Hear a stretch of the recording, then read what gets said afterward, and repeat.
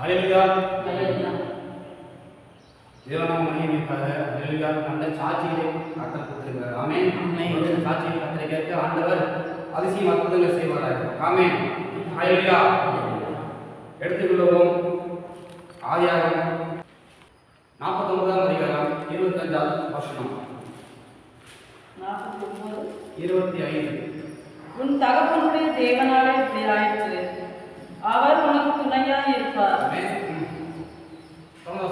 சர்வ வல்லவராலே அப்படி ஆயிற்று, அவர் உயர வானத்திலிருந்து உண்டாகும் ஆசீர்வாதங்களை நாடும், கீழே ஆழத்தில் உண்டாகும் ஆசீர்வாதங்களை நாடும். கீழே ஆழத்தில் உண்டான ஆசீர்வாதம். ஆமென். ஹல்லேலூயா. இந்த லூக்கா 5ஆம் அதிகாரம் 4வது வசனத்தை பார்ப்போம். லூக்கா 5ஆம் அதிகாரம் 4வது வசனம். 5ஆம் 4வது வசனம். அவர் போதகம் பண்ணி முடித்த பின்பு சீமோனை நோக்கி ஆழத்திலே தள்ளி கொண்டு போய் மீன் பிடிக்கும்படி உங்கள் வலைகளை போடுங்கள் என்றார். போடுங்கள் என்றார். ஹல்லேலூயா. லைக் பாருங்க. ஆழத்திலே தள்ளி கொண்டு போய் உங்கள் வலைகளை போடுங்கள். இந்த நாளில் பேசுகிற பாட்டோட தலைப்பு ஆழத்திலே தள்ளி கொண்டு போங்கள். ஹல்லேலூயா. ஆமென். அப்போ ஆழத்துல தள்ளி கொண்டு போகணும். ஆமென். அப்போ முதல்ல ஆழத்துக்கு எத்தனை வகையான ஆழம் இருக்குது? ஒரு தண்ணீர் பார்த்தோம்னா எத்தனை வகையான ஆழம் இருக்கிறது? ஹல்லேலூயா. ஆமென். ஹல்லேலூயா. அப்போ உங்கள் வலைகளை ஆழத்துல தள்ளி கொண்டு போடுங்கள். எசேக்கியேல் 47ஆம் அதிகாரம் 3வது வசனம். எசேக்கியேல் 47ஆம் அதிகாரம் 3வது வசனம். எத்தனை வகையான ஆழங்கள் இருக்குது என்று நாம் பார்த்துக்கலாம். எசேக்கியேல் 47ஆம் அதிகாரம் 3வது வசனம். அந்த புருஷன் தமது கையின் நூலை பிடித்துக் கொண்டு கிழக்கே புறப்படுகையில் 1000 முழம் அளந்து என்னை தண்ணீரை கடக்க பண்ணினார். தண்ணீர் கணுக்கால அளவில் இருந்தது. தண்ணீர் கணுக்கால அளவில் இருந்தது. நம்முடைய உலகத்தில் எப்படி சொன்னோம்னா சொல்லுவாங்க கெண்டக்கால் அப்படின்னு சொல்லுவாங்க. ஆமென். ஹல்லேலூயா. வாய்க்காலுக்கு நம்ம போனோம்னா தண்ணி வரைக்கும் இருந்துச்சு, கெண்டக்கால் வரைக்கும் இருந்துச்சு அப்படின்னு சொல்லுவோமா? அப்போ முதலாவது ஒரு தண்ணீரோட அளவு கணுக்கால் அளவு. ஹல்லேலூயா. இரண்டாவது அளவு பார்த்தோம். அதை எசேக்கியேல் 47ஆம் அதிகாரம் 4வது வசனம். பின்னும் அவர் 1000 முழம் அளந்து என்னை தண்ணீரை கடக்க பண்ணினார். அங்கே தண்ணீர் முழங்கால் அளவு இருந்தது. அந்த தண்ணீர் எப்படி இருந்ததா? முழங்கால் அளவு. அப்ப இரண்டாவது வகையான ஆழம் என்னது? முழங்கால் அளவு. முதல் வகையான என்னது? கணுக்கால். இரண்டாவது முழங்கால். அதை தொடர்ந்து வாசிப்போம். பின்னும் அவர் 1000 முழம் அளந்து என்னை கடக்க பண்ணினார். அங்கே தண்ணீர் இடுப்பளவாய் இருந்தது. இடுப்பளவாய் இருந்தது. மூன்றாவது வகையான ஆழத்தை தண்ணீர் அளவு எப்படி இருந்தது? இடுப்பளவு இருந்தது. ஆமென். 5வது வசனம். பின்னும் அவர் 1000 முழம் அளந்தார். அங்கே அது நான் கடக்க கூடாத நதியாய் இருந்தது. தண்ணீர் நீச்சலாகவும் கடக்க முடியாத நதியுமாய் இருந்தது. ஹல்லேலூயா. ஆமென். இப்போ இந்த 4 வகையான தண்ணீரோட ஆழத்தை பார்த்துக்கொண்டு ஆழத்தை நம்ம ஏன் போகிறதுக்காக போகணும், எப்படி நம்ம ஆழத்துல போகணும்னு நம்ம பார்ப்போம். ஹல்லேலூயா. முதலாவது கணுக்கால் அளவு ஆழம். இந்த கண்களுடைய ஆழத்துல நான் சொல்லிக்கொண்டு பின்னாடி போட முடியுமா? ஹல்லேலூயா. உங்களை நான் இன்னைக்கு என்ன பண்ண போறேன்? ஆழத்துல இழுத்து கொண்டு போக போறேன். ஹல்லேலூயா. எத்தனை நீச்சல் தெரியும்? நீச்சல் தெரியும். அப்ப நீதி வந்து நினைக்கிறேன். ஹல்லேலூயா. ஆமென். முதலாவது கணுக்கால் அளவுடைய ஆழம். இது ஆண்டவர் ஆழத்திலே தள்ளிக்கொண்டு போகல ஆகிய வார்த்தை கொடுங்க. ஆண்டவர் என்ன வார்த்தை எனக்கு தெரியும். 4 அளவு இருக்குது. 4 நீந்தி போறதாங்க. இது என்ன இல்லை. நான் திரும்பவும் நேரத்தை பற்றி வேற வார்த்தை இருக்கலாமான்னு புரட்டி பார்த்தா எதுவுமே இல்லை. இதுதான் சிந்தைகள் ஓடிட்டே இருக்குது. ஆழத்திலே தள்ளிக்கொண்டு போங்க, ஆழத்திலே கொண்டு போங்க. நானும் ஆழத்திலே போய்விட்டேன். ஆமென். ஹல்லேலூயா. அப்போ கணுக்கால் அளவு ஆழம் அப்படின்னா நான் முதலாவது தேவனை தெரிந்து கொண்டு ரட்சிக்கப்பட்டு சபையில் ஞானஸ்நானத்துக்கு சபையில் சேர்த்து கொண்டு வருவதுதான் கணுக்கால் அளவு. ஆமென். அப்பதான் அவங்க என்ன பண்றாங்க? தண்ணியில காலை வைக்கிறாங்க. அதுதான் கணுக்கால் அளவு, கெட்டைக்கால் அளவு. சபையில் புதிதா வருவதான ஆத்மாக்களோட அளவு கணுக்கால் அளவு. ஹல்லேலூயா. ஆமென். பிற்பாடு அவங்க அந்த கணுக்கால அளவில் இருந்து பிற்பாடு அவங்க எப்படின்னா ஜெபம் பண்ணணும், எப்படி செய்யணும், எப்படி வேதத்தை வாசிக்கணும், எப்படி ஆராதனை கொஞ்சம் கொஞ்சமா கற்றுக்கொண்டு அடுத்து எந்த அளவுக்கு போறாங்க? முழங்கால் அளவுக்கு போறாங்க. ஆமென். முழங்கால் அளவுக்கு ரட்சிக்கப்பட்டு நானும் சேர்ந்து கொண்டு சபைக்கு கால் வைக்கிறதான அந்த தண்ணியை கால் வைக்கிறதான அந்த சபையில கணுக்கால் அளவில் இருக்கிறாங்க. பிற்பாடு அவர்கள் இந்த வேதத்தை தெரிஞ்சுக்கொண்டு எப்படி ஆராதிக்கணும், எப்படி வசந்த பேசணும் என்று அவர்கள் அறிந்து கொண்டு அடுத்த லெவலுக்கு அந்த கணுக்கால் அளவில் இருந்து முழங்கால் அளவுக்கு போறாங்க. ஹல்லேலூயா. இப்போது முழங்கால் அளவுக்கு வந்தாச்சு. அடுத்த லெவலுக்கு போகணும். முழங்கால் லெவல். அடுத்த முழங்கால் லெவல் இருந்து 1 வருஷம் 6 மாசம் வச்சதுக்கு அப்புறம் நல்ல ஆராதிக்க, நல்ல பாட்டு, நல்ல ஆராதிக்க தெரிஞ்சு கொண்டு யாரு எப்படி யாரு ஒவ்வொரு தெரிஞ்சு கொண்டு அடுத்த லெவலுக்கு போறாங்க. அது எந்த லெவல்? இடுப்பு நாளுக்கு போயாச்சு. ஹல்லேலூயா. இந்த இடுப்பு நாளுக்கு போனவங்க புதுசா வந்து ரட்சிக்கப்பட்டு 1 வருஷம் 6 மாசம் இப்படி என்ன பண்றாங்க? ஒரு ஸ்டெப்பா பைபிள் என்ன பண்றாங்க? இடுப்பு நாளுக்கு போயிடுறாங்க. ஆனா ஏற்கனவே 10 வருஷம் 5 ரட்சிக்கப்பட்டவங்க எங்கிருக்கிறாங்க? இடுப்பு நாளுக்கு இருக்காங்க. ஆமென். 20 வருஷமா கணுக்கால் வந்து முழங்கால் வந்து இடுப்புல வந்து எந்திருக்கிறாங்க, இடுப்புல இருக்கிறாங்க. 6 மாசம் ரட்சிக்கப்பட்டு அவங்க கட்டளை சாப்பிடுறதுல வந்து கணுக்கால் அளவு வந்து முழங்கால் அளவு வந்து இடுப்புல வந்து அவங்க எந்திருக்கிறாங்க, அவங்களும் அங்கே இருக்கிறாங்க. ஆமென். ஆனா இதுக்கப்புறம் ஒரு ஆளுக்கு இருக்கு. அந்த ஆளுக்கு 20 வருஷத்துக்கு போனவங்களும் போக மாட்டாங்க, 1 வருஷம் வந்த ஆளும் போக மாட்டாங்க. ஹல்லேலூயா. வாரம் முதல் சொல்றாரு, வாங்க ஆளுக்கு வாங்க சொல்றாரு. யாரும் வர மாட்டாங்க. போது நான் இங்கேயே வளைய போட்டு இங்கேயே கெட்ட மீனா 10 மீனா பிடிச்சி இங்கே சாப்பிட்டுக்கிறேன். அப்படியா? கற்று ஆழத்துல தள்ளி கொண்டு போய் போடுன்னு சொல்றாரு. ஆமென். அப்படியே சொன்னாலும் நம்மளுடைய ஜனங்கள் இப்படியே சொல்றாங்க, பாஸ்டர் நீங்க 3 வருஷமா நீங்க சர்ச் வச்சுக்கிட்டீங்க, நான் 20 வருஷம் விசுவாசி. தெரியுங்களா? நானு 20 வருஷம் விசுவாசி. ஏபி ஜெட்டு வெளிப்படை விசேஷத்துலேருந்து ஆதியாகமம் காலையில் சொல்றீங்களா? எத்தனை சர்ச்சை பார்த்துருக்கேன், எத்தனை பாஸ்டர் பார்த்துருக்கேன். நீங்க இப்போ தான் நீங்கள் என்ன பண்ணிட்டீங்க? சர்ச்சை வச்சு பாஸ்டர் இருக்கீங்க இப்படி சொல்லிடுறாங்க. இல்லை பிரதர், நீங்கள் ஆளுநருக்கு வாங்க, எனக்கு எல்லாம் தெரியும் பாஸ்டர் அப்படின்றாங்க. ஹல்லேலூயா. 20 வருஷம் விசுவாசிகள் அந்த இடுப்பளவு இருக்கும்போது 1 வருஷத்துக்கு அந்த விசுவாசி என்ன பண்றாங்கன்னா அவங்க சீனியரை இதுக்கு மேலே போக மாட்டேங்கிறாங்க. நம்ம இடுப்பளவு போய் நம்ம என்ன பண்ண போகிறோம்? நாமளும் இங்கே இருக்கலாம். ஆமென். ஒரு கூட்டம் இடுப்பளவு இருக்கிறாங்க, அதுல ஒரு கூட்டம் முழங்கால இருக்காங்க. நமக்கு எதுக்கு அது? அவங்கெல்லாம் அவங்களாம் வந்து துணை முடியுது, அவங்கள மூப்பரு, அவங்க இடுப்பளவு போயிடுவாங்க. நமக்கு அந்த அழைப்படங்களை நம்ம முழங்காலே இருந்துருவோம். இதே வழியை போட்டு குஞ்சுக்கு 1000 குடிச்சு சாப்பிடலாம். முழங்காலே போதும், நம்மளால போதவில்லை அப்படி ஒரு கூட்டம். இன்னும் சில கூட்டம் ஆரம்பத்தில் கணுக்கால் வந்தவங்க அந்த கணுக்கால் இருக்கிறாங்க. ஆமென். கிறிஸ்துமஸ், நியூ இயர் இப்படி வரும்போது தான் அவங்க என்ன பண்ணுவாங்க? கரையில் மோடி தண்ணியில் கால வச்சு கழுவிட்டு போயிடுவாங்க. ஹல்லேலூயா. இது ஒரு கூட்டம்.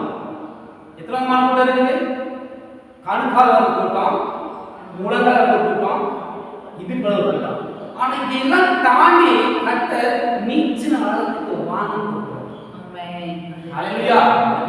நீச்சல் ஆழத்துக்கு வாங்க அப்படிங்கிற நம்ம போகிறதே கிடையாது.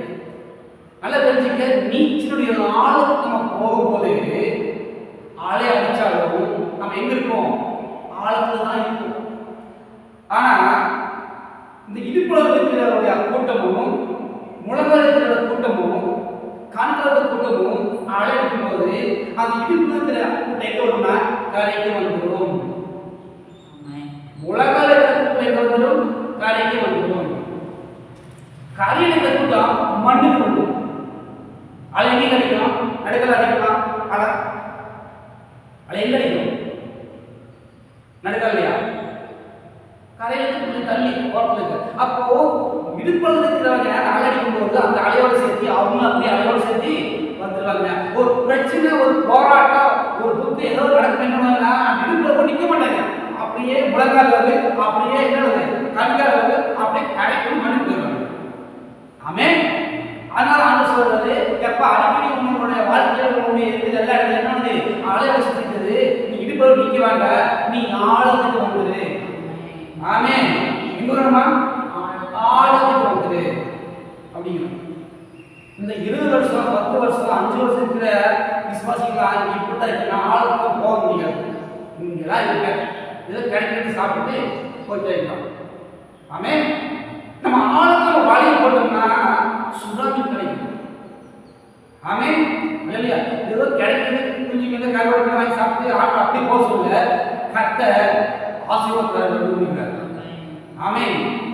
இந்த பேரு பாருங்க, இந்த பேர் யார் தெரியும்? எல்லாத்துக்கும் பேர் தெரியுமா? யார் பேரு? யாருங்க பேரு?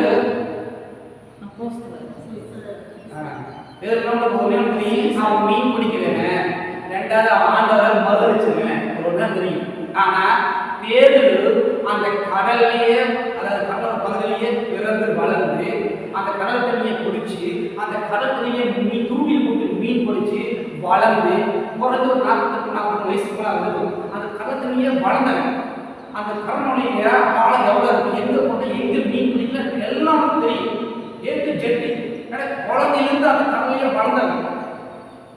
எப்படி போட்டால் எப்படி மீன் பிடிக்கும் நல்லா தெரியும். ஆனா அப்படி தெரிஞ்சிருந்தோம் கட்ட சொல்கிறார். 5ஆம் வசனம் படிங்க.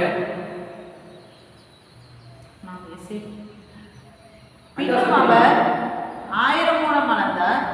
லூக்கா 5ஆம் அதிகாரம் 5ஆம் வசனம். லூக்கா 5ஆம் அதிகாரம் 5ஆம் வசனம். லூக்கா 5ஆம் அதிகாரம் வேகமா படிங்க.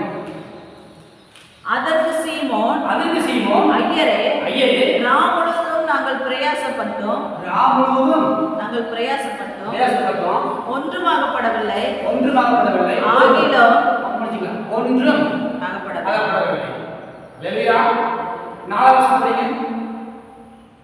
அவர் போதகம் பண்ணி முடித்த பின்பு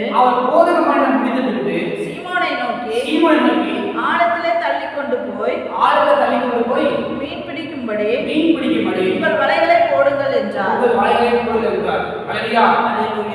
அவன் ஏற்கனவே ஆழத்துல போய் மீன் பிடிச்சு வந்துருக்கான். அவன் சொல்ல தேவையில்லை, ஆழத்துல மீன் இருக்கணும் நல்லா தெரியும். ஆனால் கரெக்டா இயேசு சொல்றது ஆழத்திலே தள்ளி கொண்டு போய் வலையை போடுங்கள். 5ஆம் வசனம். அதற்கு சீமோன் ஐயரே நாம் முழுவதும் நாங்கள் பிரயாசப்பட்டோம் ஒன்றுமாகப்படவில்லை ஆகிலும் உம்முடைய வார்த்தையின்படியே வலையை போடுகிறேன் என்றார். அல்லேலூயா. கட்ட சொல்லுகிறார், உங்கள் வலையை ஆழத்திலே போடுங்கள். ஏதோ ஆழத்தில் போட்டாங்க மீன் பிடிப்பட்டதா? 6ஆம் வசனம் படிங்க அப்படியே. அந்தபடி அவர்கள் செய்து தங்கள் வலை கிழிந்து போகத்தக்கதாக மிகுதியான மீன்களை பிடித்தார்கள். கர்த்தர் சொன்ன உடனே வலையை போட்ட உடனே ஆழத்துல அவனுக்கு நஷ்டம் வச்சுட்டான். நஷ்டம் இல்லை. இதே கண்கால் அளவும் உலகால் அளவும் இடுப்புலம் இருக்கும்போது என்ன கிடைச்சது? ஒண்ணுமே கிடையாது. இல்லையா? நம்மளோட வாழ்க்கையில கண்கால் அளவும் உலகால் அளவும் இடுப்புலம் இருந்தோம்னா பேரு போல நம்மிடத்துல ஒரு விஷயம் ஆகப்படும். இந்த நிலைமையை விட்டு மாறி கர்த்தர் சொல்கிறார், நீங்கள் ஆழத்தை தள்ளி கொண்டு போய் வலையை போடுங்கள். இதனால மீன் பிடிக்க முடியாத கிடைக்குது. அப்படி ஆழத்தில் என்னங்க இருக்குது? அதே 49ஆம் அதிகாரம் 25ஆம் வசனம் மீண்டும் வாசிப்போம். அப்படி ஆழத்தில் என்ன, ஆழத்துக்கு போனால் என்ன கிடைக்கும்? ஆதியாகமம் 49ஆம் அதிகாரம் 25ஆம் வசனம். உன் தகப்பனுடைய தேவனாலே அப்படி ஆயிற்று. அவர் உனக்கு துணையாய் இருப்பார். சர்வ வல்லவராலே அப்படி ஆயிற்று. அவர் உயர வானத்திலிருந்து உண்டாகும் ஆசீர்வாதங்களினாலும் கீழே ஆழத்தில் உண்டாகும் ஆசீர்வாதங்களினாலும் கீழே ஆழத்திலே உண்டாகும் ஆசீர்வாதம். அப்ப ஆழத்தில் ஆசீர்வாதம் கர்த்தர் வச்சுக்கிறார். ஆமென். நம்ம ஆழத்துல இறங்கி போறது. அல்லேலூயா. அப்ப ஆவியானவர் சொல்லி நீங்க ஆழத்தை தள்ளி கொண்டு போய் வலைகளை போடுங்கள். அல்லேலூயா. அப்போ நம்ம ஆழத்துல போறதுக்கு என்ன போகணும், என்ன எப்படி போகணும்? ஆழத்துக்கு போறது எப்படி ஆழத்துக்கு போவாங்க? கடல்ல ஆழத்துல எப்படி போவாங்க? பேசி முதல்ல சொல்லு. போட் அப்புறம்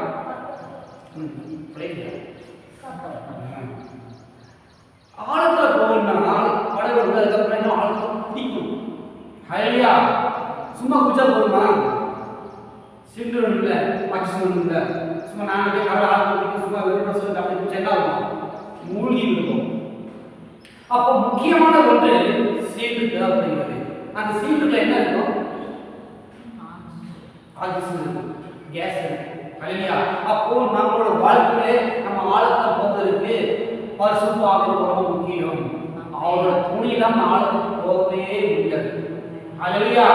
ஏன் இந்த கணக்காளரும் பழங்காலத்துக்கு போகாம இருக்கிறாங்க? அவர் பரிசுத்த ஆவியை நிரூபித்துக் கொண்டு ஆழத்துக்கு போக முடியல. ஆமென். அல்லேலூயா. அப்போ பரிசுத்த ஆவியானவரே தாகத்தோடு வாங்கி ஏற்றுக்கொள்றாங்க. அந்த மனதில் அவங்களுக்கு இல்லை. அல்லேலூயா. அப்புறம் ஆழத்தை போகணும். ஃபர்ஸ்ட் ஒரு வாஞ்சி வேணும், தாகம் வேணும். நம்ம இதே ஒரு பூரண மனசு வச்சுக்கணும் போக மாட்டோம். இது போல வந்தாச்சு, இதுக்கு தான் அதிசயம் இருக்கிறத பார்க்கணும். நம்ம ஆழத்துக்கு போகணும். அல்லேலூயா. ஆமென். சின்ன வயசுல இருக்கும்போது டிஸ்கவரிஸ் எல்லாம் அதிகமாக பார்ப்பேன். ஏன்னா ஆழத்தில் மீன் காலத்தில் மீன் இருக்கும், மீன் பிடிப்பாங்க, வித்தியாசமாக இருக்கும். அப்போ ஆழத்தில் நம்ம பார்க்கும்போது உள்ள பவளப்பாறை, காலத்தில் மீன்கள், வித்தியாசமான மீன்கள் அழகாக தான் இருக்கும். அதாவது அதிசயம் இருக்கணும். சரியா? அப்போ ஆழத்தில் அதிசயம் அற்புதம் இருக்கிறது. அல்லேலூயா. ஆமென். அப்போ நம்ம ஆழத்தில் போவதற்கு ஒரு துணை வேணும், சீட்டு வேணும். அந்த சீட்டாகிய பரிசுத்த ஆவியை நம்ம பெற்றுக்கொண்டு போகணும். ஆமென். இப்போ நாம செய்திக்காக கடன் செல்ல போகிறோம். இப்போ செய்தி ஆரம்பிக்கிறது. அல்லேலூயா. செய்தி ஆரம்பிக்கிறது. உதவி பண்ணலாம். ஒன்றும் டைம் ஆகிறது இல்லை. குறிப்பிட்ட நேரம் சீக்கிரமா போயிட்டு கட்டண உதவி செய்வாங்க. ஆமென்.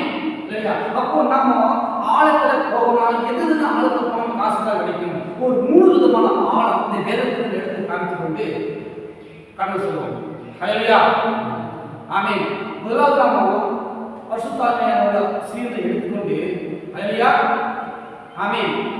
இவ்வாறு எடுத்துக்கொண்டு நம்ம ஆழத்தை கடந்து சொல்ல போகிறோம். அல்லேலூயா. முதலாவது ஜெபம் என்கிற ஆழத்துக்கு நம்ம போனோம்னா நமக்கு என்ன கிடைக்கும்? முதலாவது ஒரு ஆழம் ஜெபம். இந்த ஜெபத்துல ஆழத்துக்கு நம்ம போவோம். அல்லேலூயா. ஆமென். லூக்கா 3:21 நம்ம ஜெபத்துடைய ஆழத்துக்கு போகும்போது நமக்கு என்ன நடக்கும்? ஏமாப்பா என்னோட ஆழத்தை பார்த்தாதான் நமக்கு வயசியம் ஆகும். படி. ஞானஸ்தானம் பெற்றபோது இயேசு ஞானஸ்தானம் பெற்று ஹல்லேலூயா. நீங்க ஜெபத்துடைய ஆழத்தை நீங்க ஜெபிக்கும்போது வானம் உங்களுக்காக திறக்கப்படும். ஹல்லேலூயா. வானம் உங்களுக்காக திறக்கப்படும். ஏதோ நம்ம ஜெபம் பண்ணும்போது வானம் திறக்கப்படுதா? இல்லை. இயேசு ஜெபம் பண்ணி வானம் திறக்கப்படுகிறது. முதல்ல நாம ஜெபத்துடைய ஆழத்தை நம்ம ஜெபிக்கும் போது வானம் நமக்காக திறக்கப்படுகிறது. வானம் திறந்த என்ன நடக்குங்க? வானத்தின் பூமி உண்டான கட்டடத்திலிருந்து ஒத்தாசை வரும். ஆமென். நீங்க ஜெபத்துல ஆழத்துக்கு போகும்போது பரலோக வானம் திறக்கப்படும். அப்போ உங்களுக்கு அவரிடத்துல என்ன வரும்? ஒத்தாசை கிடைக்கும். அல்லேலூயா. நம்ம ஆழத்தை ஜெபிக்கிறோமா? ஆழத்தை ஜெபிக்கிறோமா? அல்லேலூயா. ஆமென் சொல்றோம். அவ்வளவு முடிஞ்சு போச்சு, போயிட்டே இருக்கோம். 2 நிமிஷம் 10 நிமிஷம் கேட்கலாம், 1/2 மணி நேரம்.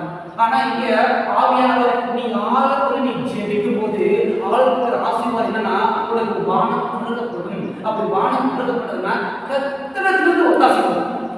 மனுஷனிடத்துல இருந்தல்ல, கர்த்தரிடத்திலிருந்து உனக்கு ஒத்தாசை கடந்து வருகிறது. ஆமென். அல்லேலூயா. யோவான் 11:32 அவருடைய 32வது வசனம் 35வது வசனம் வாசிக்கலாம். யோவான் 11:32 வசனம்.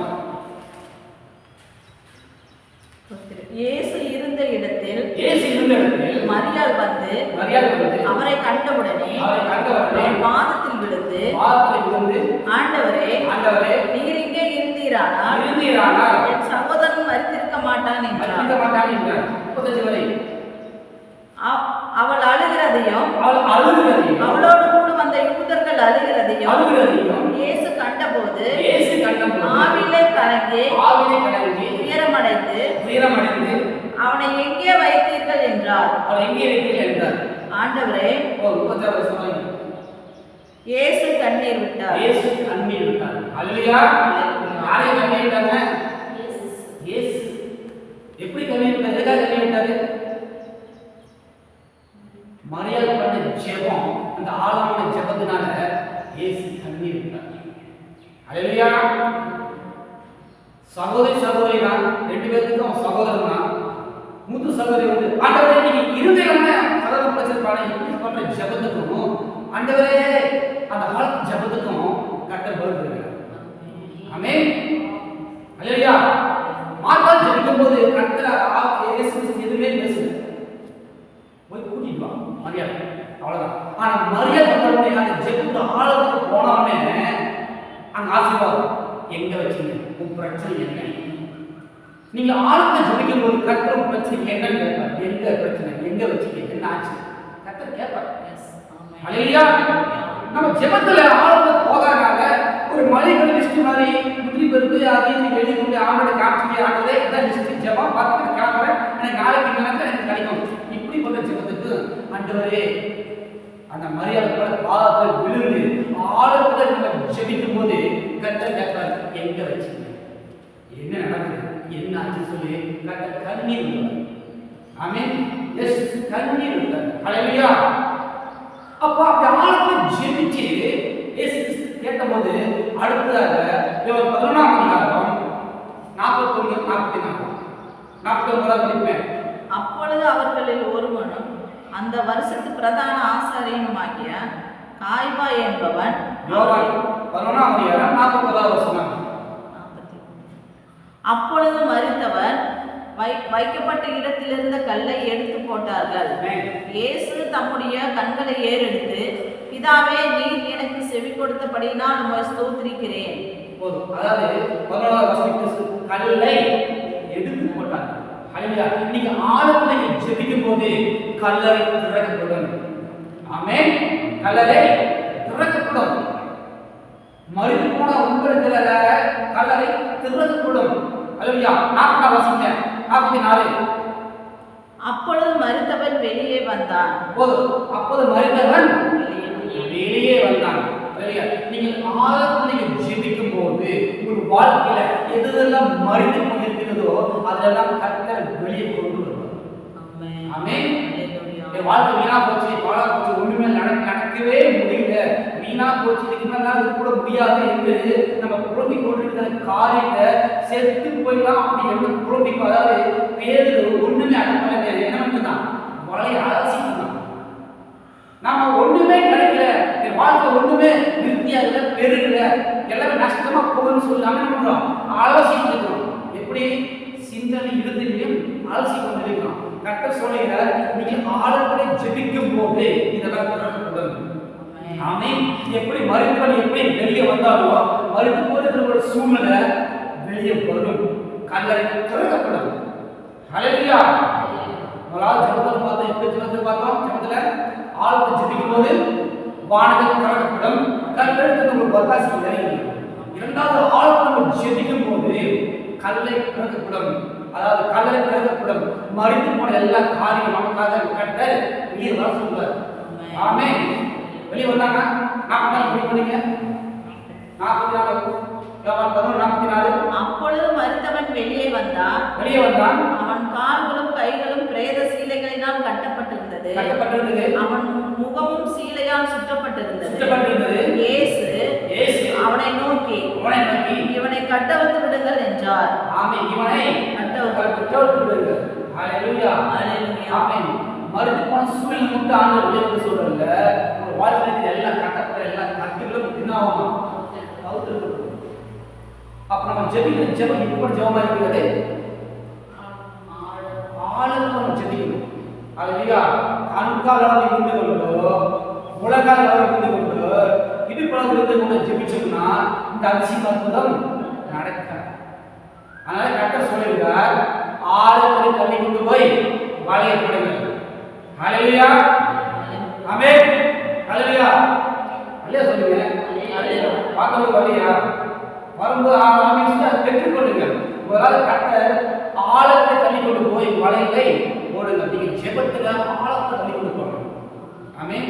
கரையிலே இருந்து கண்காலே இருந்து உலகாலே இருந்து ஜெபிச்சா என்ன கிடைக்கும்? ஒண்ணும் நடக்கப்படாது. அந்த பேரு போல வெறும் வழியாக திரும்பி வருவோம். ஹல்லேலூயா, ஆமென். இரண்டாவது ஆழத்தை பார்ப்போம். ஹல்லேலூயா, இரண்டாவது நம்ம ஆழத்தை போனோம்னா கர்த்தர் நமக்கு வச்சிருக்கிற ஆசீர்வாதம் நன்மைகள். ஆமென், ஹல்லேலூயா. நம்ம ஆழத்தை துதி ஆராதனை நம்ம ஆழத்தை செல்லும் போது ஹல்லேலூயா நம்முடைய எல்லாம் கட்டுகளும் கலந்து வரும். ஆமென், விடுதலை உண்டாகும். ஹல்லேலூயா, ஆமென், சொல்லவே ஆமென், ஹல்லேலூயா, ஹல்லேலூயா. அப்போ துதியில நமக்கு வல்லமை இருக்கிறது. ஹல்லேலூயா, உங்களுக்கு விரோதமாக இருக்கிற எல்லா காரியம் வெட்டுண்டு மடிந்து போகும். ஆமென், ஆமென், ஆமென். 2 நாளாகும் 20ஆம் அதிகாரம் 22வது வசனம். 2 நாளாகும் 20ஆம் வசனம்.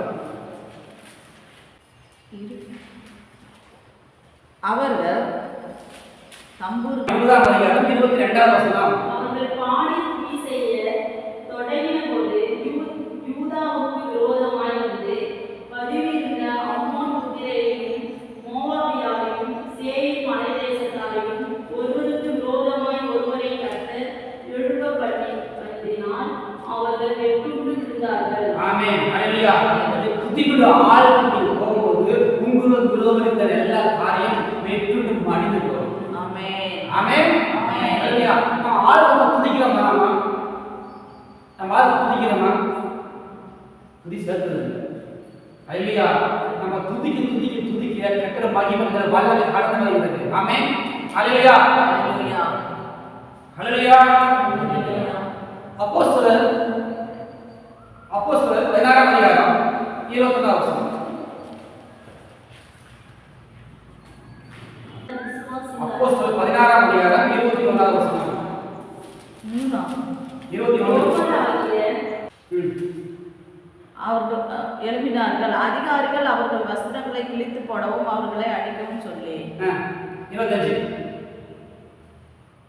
நடுராத்திலே பவுலும் சீலாவும் ஜெபம் பண்ணி தேவனை துதித்து பாடினார்கள்.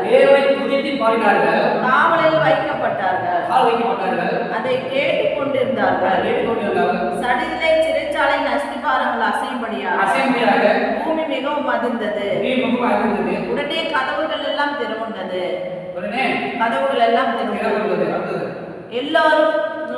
எல்லாருடைய கட்டுகளும் கலந்து போயிற்று.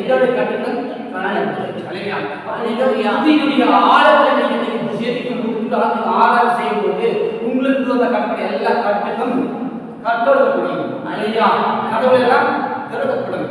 எதெல்லாம் உங்களுக்கு கிடைக்காம சொல்லி கூட்டப்பட்டது எல்லா ஆசீர்வாதங்களும் கதவு திறக்கப்படும். உங்களுக்கு விரோதமாக இருக்கிறாங்க அந்த புலிஸ் எல்லாம் என்ன பண்ணணுமா?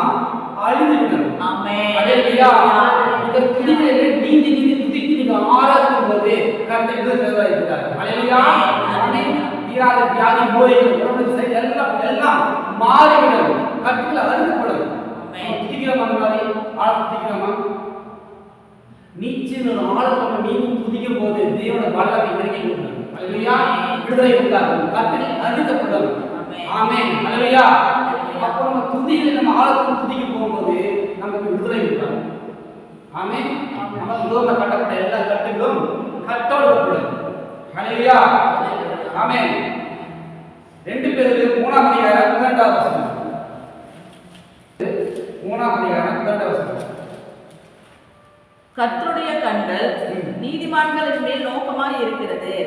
அவருடைய செவிகள் அவர்கள் வேண்டுதலுக்கு கவனமாய் இருக்கிறது. லூக்கா 24:27. 24:27.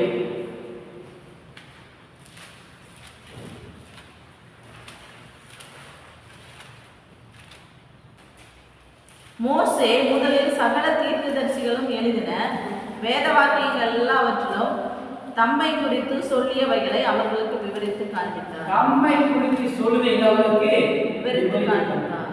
இல்லையா? அடுத்ததாக ஆழம் வேதத்துடைய ஆழத்துக்கு கடந்து சொல்லுங்க. இல்லையா? முதலாவது ஜெபத்துடைய ஆழத்தை கடந்து சொல்லுகிறோம். இரண்டாவது நீச்சலமாகிய துதி ஆழத்தை கடந்து சொல்லுகிறோம்.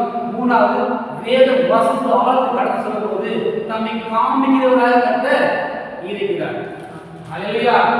வேத யார் பார்க்கும்போது ஆழத்தை போனோம்னா கர்த்தரை பார்த்து கர்த்தரை வெளிப்படுத்துவதாக இருக்கிறார். அல்லேலூயா. பரிதாசம் பண்ணவே லூக்கா 24:15 இப்படி அவர்கள் பேசி சம்பாஷித்துக் கொண்டிருக்கையில் இயேசு தாமே சேர்ந்து அவர்களுடனே கூட நடந்து போனார். அவர் கூட நடந்து போறார். 16 ஆனாலும் அவரை அறியாதபடிக்கு அவருடைய கண்கள் மறைக்கப்பட்டிருந்தது. ஆனாலும் அவரை அறியாதபடிக்கு கண்கள் மறைக்கப்பட்டிருக்கிறது. ஹalleluya.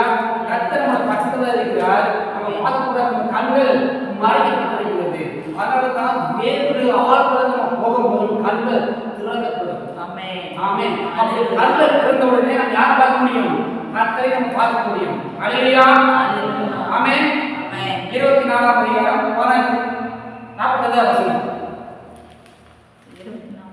24ஆம் அதிகாரம் 44ஆம் வசனம். அப்பொழுது வேத வாக்கியங்களை அறிந்து கொள்ளும்படி அவர்களுடைய மனதை அவர் திறந்து அவர்களை நோக்கி எழுதியிருக்கிறபடி கிறிஸ்து பாடுபடவும் 3ஆம் நாளில் மரித்தோரிலிருந்து எழுந்திருக்கவும் வேண்டியதாக இருந்தது.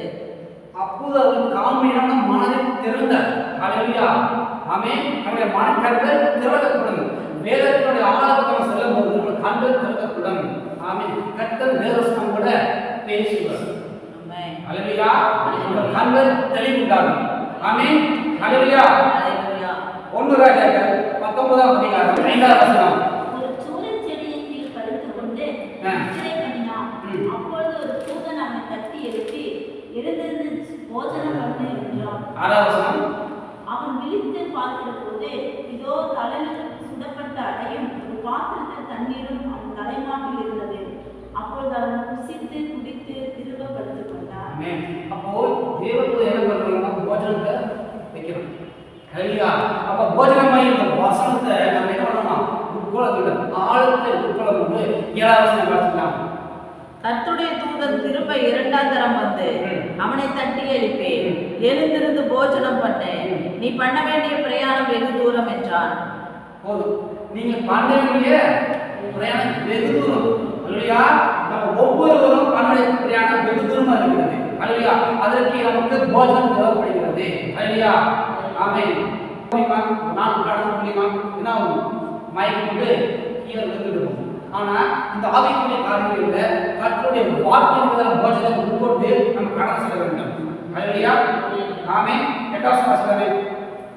அப்பொழுது அவன் எழுந்திருந்து புசித்து குடித்து அந்த போஜனத்தின் பலத்தினால் 40 நாள் இரவும் பகலும் ஓரேப் என்னும் தேவனுடைய பர்வதம் மட்டும் நடந்து போனான். எப்படி போனாங்க? இரவும் பகலும் 40 நாள் நடக்கணும்னால 40 நாள். ஆனா கர்த்தருடைய போஜனத்தின் பலத்தினால அவன் நடந்து போனான். ஹalleluya. ஆமென். அப்போ நம்ம கர்த்தருடைய வார்த்தை என்னதாங்க ஆழத்தை நம்ம கடந்து செல்ல போகும்போது நம்முடைய காரியமும் செய்ய வல்லவராக ஆமென். ஹalleluya. தேவனுடைய பர்வதம் ஹalleluya. ஒரே பர்வதத்துக்கு நடந்து போறோம். ஆமென். ஹalleluya. அப்போ நம்ம போஜனத்தின் பலத்தினால நாம கடந்து செல்ல போகிறோம். ஆமென். ஹalleluya. நான் கரெக்டா சொல்றேன். ஆழத்தில் தண்ணி கொண்டு போய் வலையை போடுங்கள். காணிக்காலவோ உலகளவோ இடுப்பளவோ இல்லாமல் நீச்சின் ஆழத்தை கட்டங்களை தள்ளி கொண்டு போகிறார். ஆமென். ஹalleluya. நம்முடைய இருதயமாகிய இந்த ஸ்டேபிள்ல பரிசுத்தாவியை நிரப்பிக் கொள்ள வேண்டும். ஆமென். எப்படி பண்ணலாம்? பரிசுத்தாவியானவரை நிரப்பதான் நம்ம நீந்த முடியும். ஹalleluya. நீச்சின் ஆழமா போகனா பரிசுத்தாவி ரொம்ப முக்கியமாக இருக்கிறது. ஹalleluya. ஆமென். நிரம்பிப்போம்.